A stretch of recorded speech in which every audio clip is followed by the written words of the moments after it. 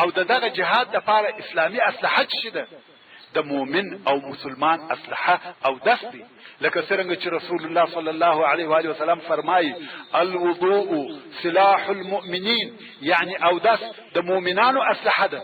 علماء کرام وایي څونه چې او دس شوي پر هغه اندازه لمونځ شوي. ورونو د اوداسه تر تازه کولو د مخه د اوداسه پر وچېدو ډیر فام کوي. د لمانځه او اوداسه د نصح توب د پاره اول قدم د اوداسه د نو وچولو څخه را شروع کیږي. او زه وینم چې ډیر ځوانان د اوداسه په وچولو کې بې پروا دي.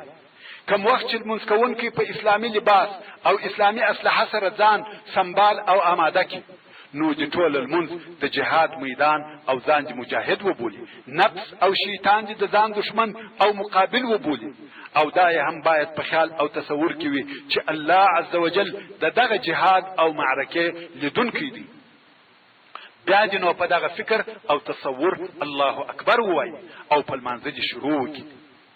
او دا یې باید په فکر کې وي چې زما رب، زما خالق، زما مالک او بادار اوس و ماته په خاص نظر سره ګوري، چې دا هم د رسول الله صلی الله علیه و آله وسلم د هغه مبارک قول معنا ده چې فرمایي فإن لم تكن تراه فإنه يراك، یعنی که خپل رب نه وینې دی عز وجل دی ویني.